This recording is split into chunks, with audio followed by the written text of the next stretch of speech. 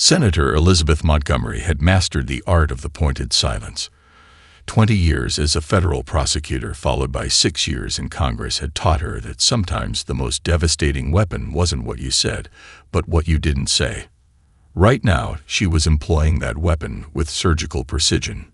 "So, Mr. Harrison," she continued, letting her reading glasses slide down her nose as she studied the squirming defense contractor. "You're telling me that a 72% cost overrun on the F-39 program is, and I quote, within acceptable parameters." The hearing room of the Senate Armed Services Committee was dead silent.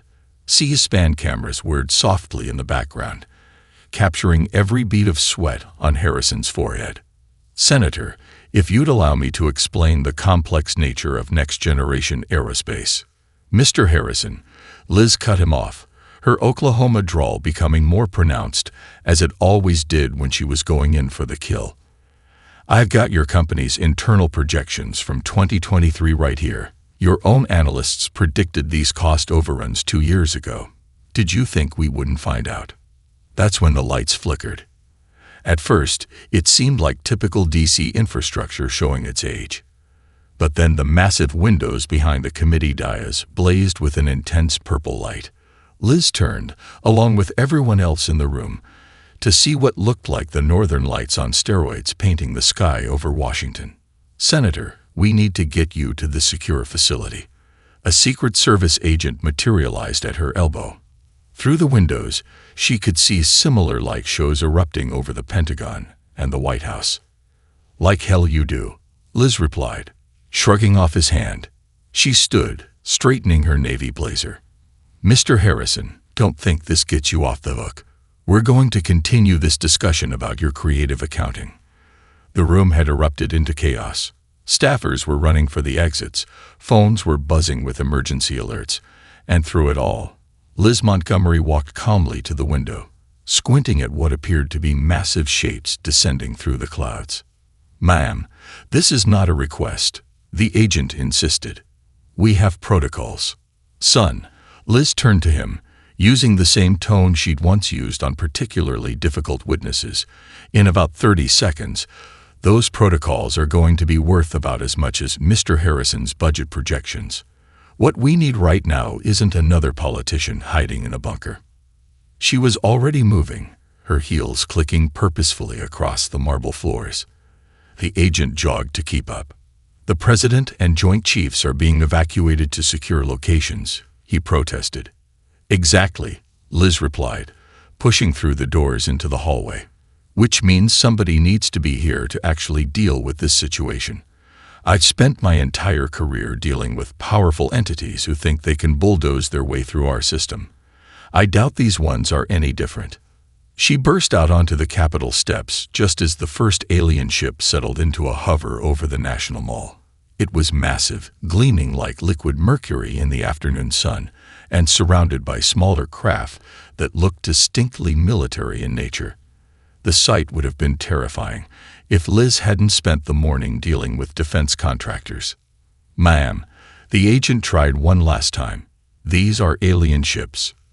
"No," Liz replied, already striding down the steps. "These are uninvited guests who just violated about 15 different terrestrial airspace regulations, and they're about to learn that on this planet, we have procedures for that sort of thing." As she reached the bottom of the steps, a beam of light shot down from the largest ship, materializing into what was clearly a delegation of alien beings. They were tall, imposing, and carried themselves with the universal bearing of those used to power. Liz smiled. She knew that bearing well. She'd been taking it apart in committee rooms for years. "Gentlemen," she called out, her voice carrying across the now empty mall. "Let's talk about your parking violation of Earth's airspace. I believe you'll find our fines quite astronomical." The Oval Office had seen its share of tense meetings, but this was arguably its first interstellar crisis session. 3 alien diplomats, if that's what they were, towered over the furniture designed for human proportions. Their ceremonial armor gleamed under the chandelier, and their translators hummed with an almost musical undertone. "Let me make sure I understand this correctly," Liz said, pouring herself 2 fingers of bourbon from the historic drinks cabinet. "You're telling me that Earth needs to choose between voluntary submission or protective integration into your galactic confederation." The tallest alien, Ambassador Valthic of the Krathiks, flexed his mandibles in what their briefing had indicated was a sign of superiority. "This is most generous. Many worlds are simply acquired." Fascinating. Liz took a slow sip, letting the Kentucky bourbon roll over her tongue. Would anyone care for a drink? No? Your loss. This is Blanton's, single barrel. The aliens exchanged glances, clearly thrown off by her casual demeanor. They had expected either military resistance or immediate capitulation. Instead, they got a senator treating their ultimatum like a zoning board hearing. Senator Montgomery, the Volunxi representative, chittered, her crystalline exoskeleton catching the light. "Perhaps you fail to grasp the gravity." "Oh, I grasp it perfectly," Liz cut in, settling into one of the office's plush chairs. "You've got 3 competing factions in your confederation, each trying to claim Earth as a strategic asset without triggering an open conflict. Which means this isn't an ultimatum, it's a negotiation." The temperature in the room seemed to drop several degrees. The third alien, an Ethery whose ambient bioluminescence dimmed noticeably, spoke for the first time. "How could you possibly?" "Please," Liz waved her hand dismissively. "I've been working the Senate floor for 6 years. I know a proxy war when I see one. The real question is, what makes Earth so valuable that you're all willing to risk destabilizing your confederation over it?" The alien's reaction told her everything she needed to know. 20 years in courtrooms had taught her to read body language, and it turned out that even alien body language gave away tells. "Now," she continued, setting down her glass with a precise click, "let's talk about what Earth wants out of this arrangement." "Wants?" Valthic's mandibles clicked in what the briefing suggested was incredulity. "You are a pre-FTL civilization. You have no standing to make demands."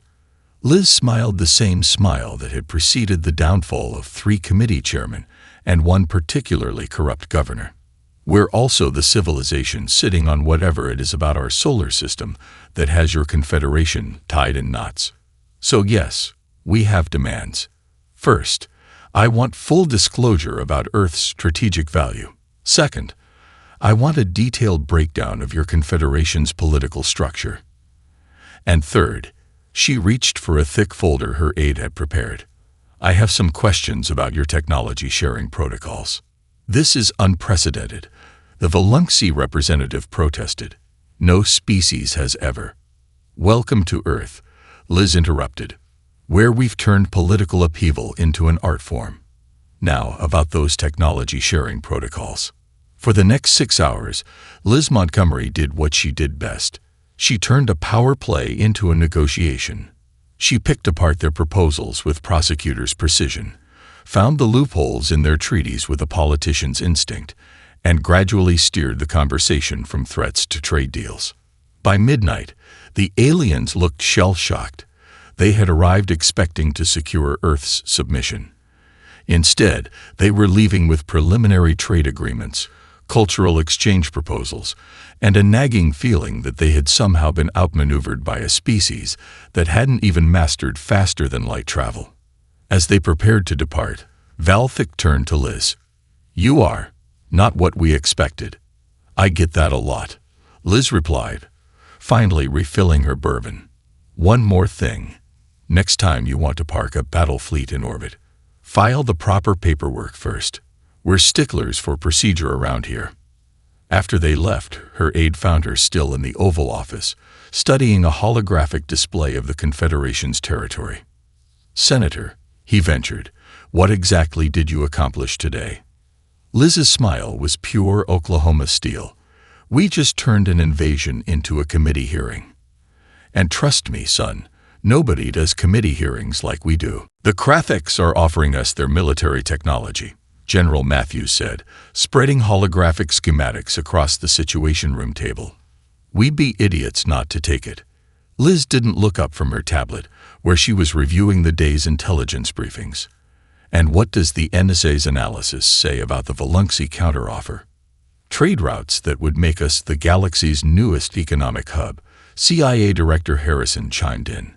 But the Aetheri are promising to upgrade our entire technological infrastructure. Man, we need to choose one. No, Liz finally looked up, her eyes sharp. What we need to do is make them think we're about to choose one of their competitors. The room fell silent. 3 weeks of alien diplomacy had turned Washington's power dynamics upside down, but Liz Montgomery had adapted faster than anyone. Maybe because she'd always known politics was a game of perception. "Watch this," she said, activating her secure comlink. The alien equivalent of a video call sparkled to life, showing the Krathek's ambassador. "Valthik," she greeted warmly. "About your generous offer. I'm concerned about the implications for our trade relationship with the Volunxi sector." The alien's mandibles twitched. "You've been speaking with the Volunxi." "Oh, I wouldn't want to breach any confidentiality agreements," Liz replied smoothly. "I just wanted to ensure our military cooperation wouldn't affect Earth's economic opportunities." She ended the call before Valthik could respond. And now we wait. Exactly 12 minutes later, the Volunxi ambassador requested an emergency meeting. 3 minutes after that, the Aetheri demanded to know why their technological package wasn't being given priority consideration. "Senator," General Matthews said slowly, "are you playing chicken with 3 of the most powerful species in the galaxy?" "No, General," Liz smiled, checking her messages. "I'm playing them against each other, just like I did with defense contractors, tech lobbyists, and energy companies back home. The game doesn't change, just the players." She stood, straightening her jacket. "The Kratheks want our strategic position for their military. The Volunxi want our resources for their trade empire. The Aetheri want our system for their research. But what none of them want is for Earth to align with their competitors. It's a dangerous game," Director Harrison warned. "Less dangerous than choosing sides," Liz countered.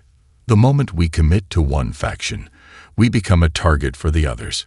But as long as we're potentially available to all of them, we're too valuable to harm." Her tablet chimed with 3 simultaneous messages. And here we go. "The Kratheks have doubled their military technology offer. The Volunxi are promising preferential trade status. And the Aetheri," she whistled low, "well, they're offering to upgrade our entire power grid for free." "You're going to keep stringing them along?" Matthews asked. "I'm going to teach them how Earth does business," Liz corrected. "By the end of the week, we'll have military tech from the Kratheks, trade deals with the Volunxi, and infrastructure upgrades from the Aetheri. Because none of them can risk us choosing their rivals exclusively." She gathered her materials, preparing for the next round of meetings. "Gentlemen, humanity just became the galaxy's most eligible bachelor, and everyone wants to take us to prom. Our job is to dance with everyone without promising anyone a relationship." As she reached the door, she paused. "Oh, and get me everything we have on the smaller Confederation species, the ones these 3 like to push around." "Why?" Harrison asked. Liz's smile was pure political predator. "Because every good politician needs a coalition, and I bet those smaller species would love to have Earth championing their interests against the big 3. She left the generals and directors staring at each other, finally understanding why this career politician had become humanity's best defense against alien power plays. They thought they were dealing with a primitive species. Instead, they got a masterclass in political manipulation. "God help the galaxy," Matthews muttered. They just got hit by a force of nature named Liz Montgomery. The Kennedy Center had never hosted such an unusual diplomatic reception. Crystal chandeliers cast their glow over a mix of human dignitaries and alien representatives, while the National Symphony Orchestra bravely attempted to harmonize with Volunxi resonance crystals. Liz Montgomery worked the room like the political veteran she was, her red evening gown a stark contrast to the various environmental suits and ceremonial armor of the alien diplomats.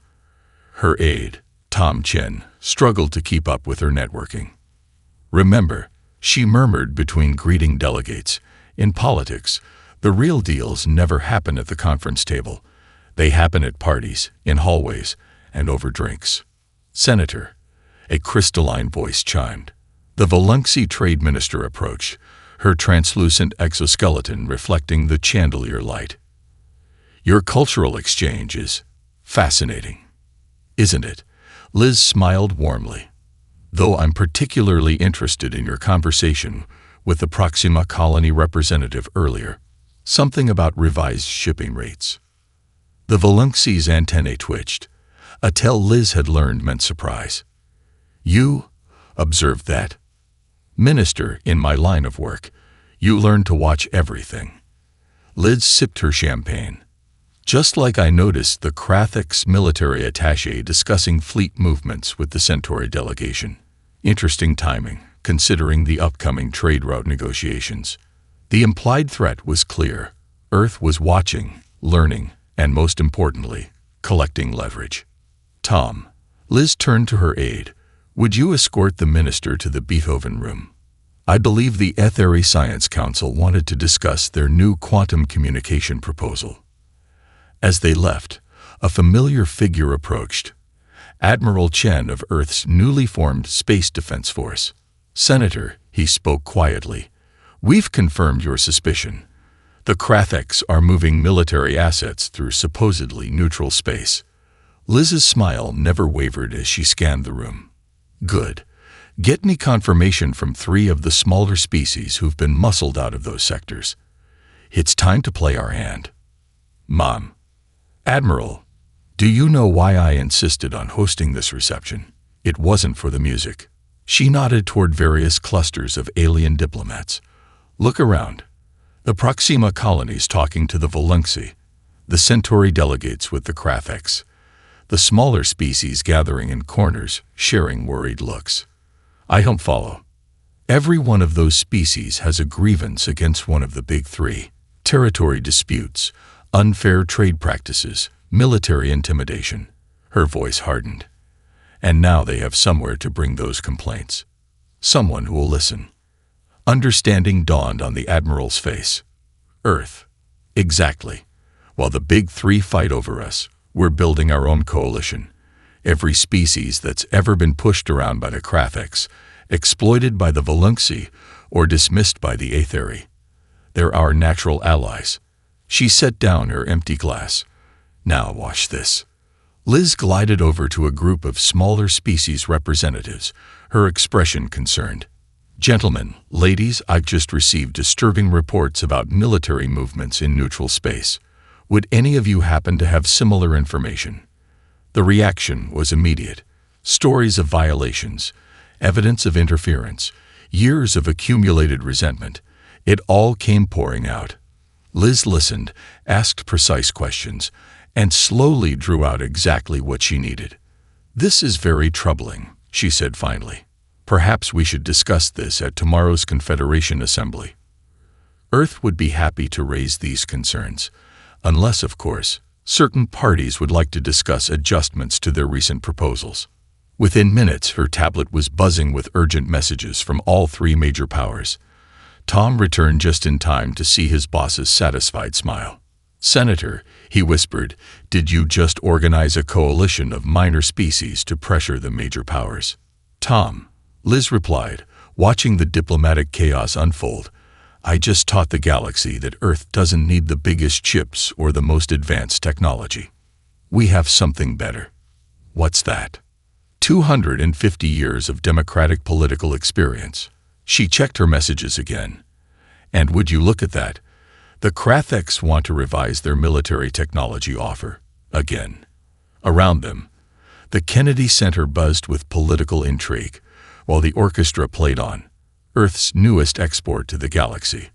The art of political warfare. The Joint Chiefs didn't bother sitting this time. They stood around the Situation Room table, staring at the holographic display of Earth orbit now crowded with Krathix warships. 12 dreadnoughts, 30 cruisers, and God knows how many smaller craft, General Matthews reported grimly. They're calling it a peacekeeping force to ensure stability in the sector. Liz studied the display, her expression unchanged. She'd switched from her usual blazer to shirt sleeves hours ago, but her composure remained ironclad. And the Volunxi and Etheri responses. Diplomatic protests, but no military movement yet. Admiral Chen answered. They're waiting to see how we handle this. Perfect. Liz's smile was razor sharp. Get me a secure channel to the Confederation Assembly. Full broadcast. Senator Matthews protested. With all due respect, this isn't the time for another speech. Those ships could glass our major cities in minutes. General, Liz replied, adjusting her collar. Those ships are exactly why this is the perfect time for a speech. Tom, is everything ready? Her aide nodded, tablet in hand. All the evidence is compiled and verified by 3 independent species. The Proxima delegates are standing by. The holoscreen flickered to life, showing the vast chamber of the Galactic Confederation Assembly. Hundreds of species were represented, all now watching Earth's first major crisis since first contact. Honored representatives, Liz began, her Oklahoma drawl carrying the same weight it had in countless Senate hearings. I come before you today with evidence of systematic violations of Confederation neutrality laws. She nodded to Tom, who began broadcasting the compiled data. These records show Krathek's military vessels conducting unauthorized operations in designated neutral zones, operations that, coincidentally, align perfectly with their current attempt to intimidate Earth. The chamber erupted in murmurs. The Krathek's representative rose to object, but Liz continued smoothly. But that's not all. We have testimony from 17 independent worlds regarding similar violations, worlds whose trade routes, coincidentally, the Volunxi have been trying to control. She paused, letting the implications sink in, and interesting data about Etheri research stations in supposedly protected space. The chamber exploded into chaos. The 3 major powers were shouting accusations, smaller species were demanding investigations, and through it all, Liz Montgomery stood calmly at Earth's podium. The Krathek's fleet above Earth isn't about peacekeeping, she declared once the noise died down. It's about preventing Earth from exposing a pattern of behavior that all 3 major powers hoped to keep hidden. Well, I have news for you. On Earth, we have a saying, sunlight is the best disinfectant. She leaned forward, her voice carrying centuries of human political tradition. I move for an immediate Confederation investigation into these violations, unless, of course, the Kratheks would prefer to withdraw their peacekeeping force and discuss revisions to certain territorial agreements. The Kratheks representatives' mandibles clicked furiously. This is blackmail. No, Liz corrected. This is politics. Earth style. You put warships in our orbit. We put your dirty laundry in the public record. Your move. The next few hours were a masterclass in political brinksmanship. As the Confederation Assembly debated, the Krathek's fleet held position. But with each passing hour, more species came forward with their own evidence of major power overreach. Finally, the Kratheks announced a routine redeployment of their fleet. As the ships began withdrawing, Tom approached Liz with fresh intelligence. The Volunxi are offering new trade concessions to their smaller neighbors. The Etheri are proposing oversight committees for their research zones. It's like watching dominoes fall. Liz nodded, watching the last dreadnought disappear from Earth's orbit. The 3 big powers just learned something crucial about humanity, Tom. What's that? We don't need to match their ships or their technology. We just need to understand their politics better than they do. She straightened her jacket. Now let's go draft some reform proposals. I think the Confederation is ready for some good old-fashioned checks and balances. In orbit, the stars shone peacefully where Krathek's warships had loomed minutes before, a testament to humanity's newest superweapon, democratic political tradition. The lunar surface hadn't changed much since the Apollo missions, but the view certainly had. Where once there was only endless regolith and Earthrise, now a sprawling complex of crystalline domes and metallic spires stretched across Mare Tranquillitatis, the newly christened Tranquility Diplomatic Center. Liz stood in the main rotunda, her conservative blue suit a stark contrast to the exotic environmental suits and morphic adaptations of various alien diplomats. The artificial gravity was set to a compromise that left everyone equally uncomfortable, a fitting metaphor for diplomacy itself. Senator Montgomery, a holographic Aetheri representative, flickered beside her. "This facility, it defies expectations." "That's what we do best," Liz replied, watching a group of Volunxi traders arguing with a Proximan delegation. "Though I notice you chose to attend virtually. Still don't trust Earth's technological capabilities." The Aetheri's bioluminescence flickered, and what she learned was embarrassment. "We merely thought that a pre-FTL civilization couldn't possibly maintain a stable quantum communication network, or safely house multiple species with competing atmospheric needs." Liz's smile was pure political predator. "You might want to update your intelligence files. We've been busy." Indeed they had. In the months since the Krathex fleet incident, Earth had transformed from a potential conquest into something far more dangerous, an independent power with friends.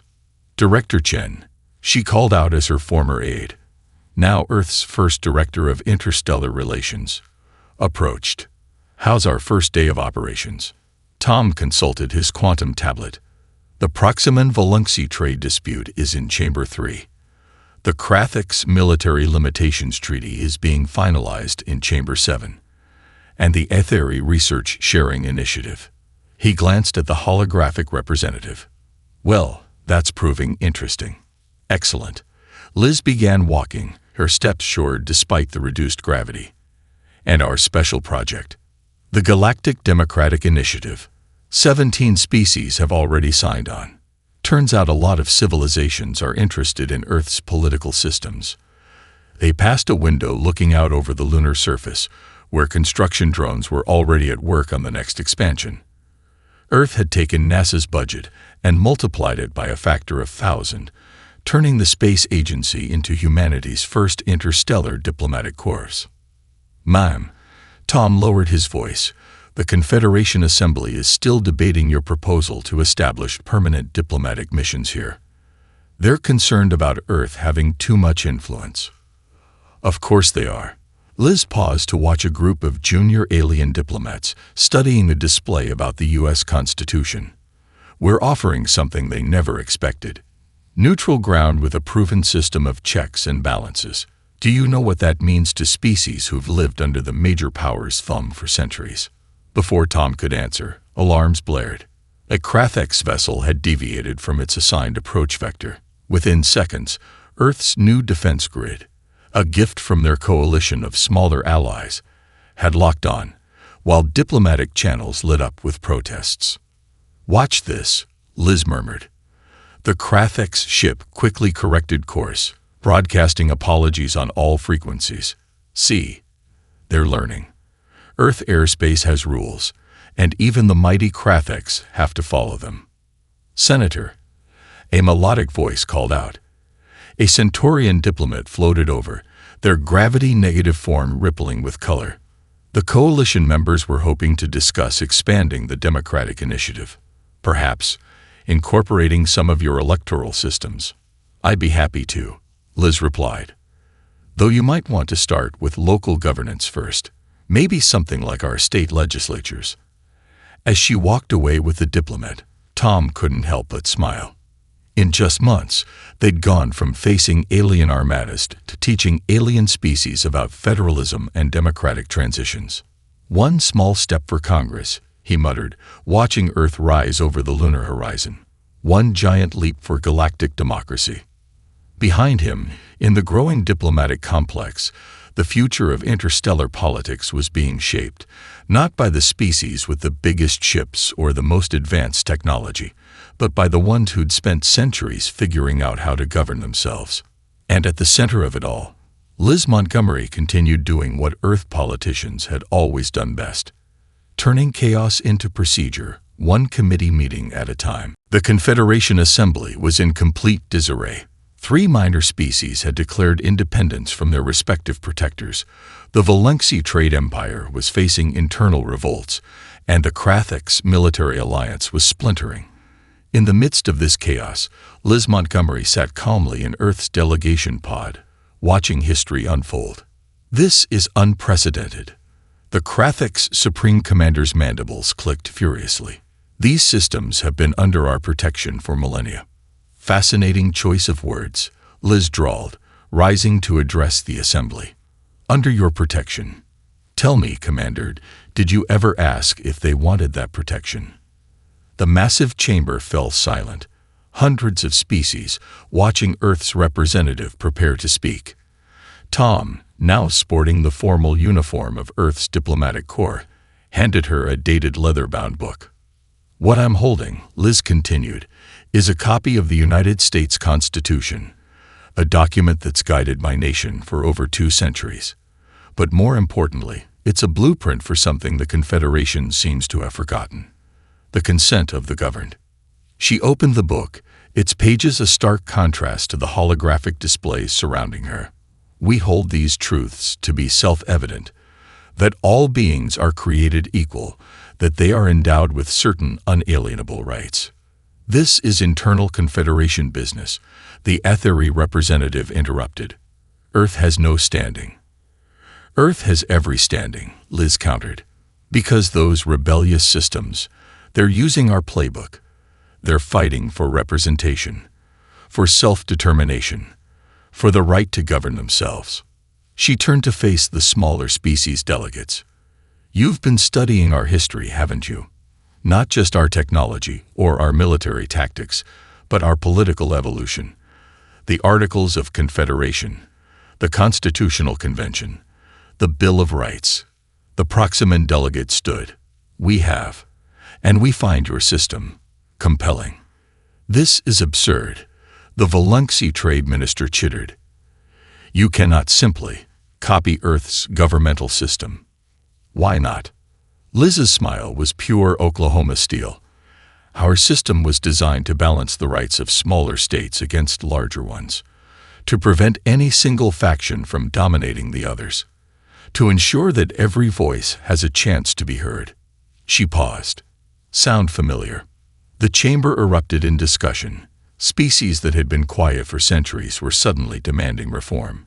The 3 major powers found themselves facing not just isolated rebellions, but an organized political movement. What you're proposing, the Krathix commander growled, would completely restructure the Confederation. Yes, Liz agreed. It would. Into something better. Something that serves all its members, not just the powerful few. She held up the Constitution. We're offering you 250 years of trial and error, of figuring out how different populations can work together, of balancing central authority with local autonomy. She turned to address the entire assembly. Earth doesn't want to dominate the Confederation. We want to help reform it. Checks and balances, separation of powers, representative democracy. These aren't just Earth concepts. They're universal principles that any species can adapt. The next 12 hours were intense. Debate raged, alliances shifted, and slowly, impossibly, consensus began to build. The smaller species united behind Earth's proposals. The major powers, facing the choice between reform and rebellion, began to negotiate.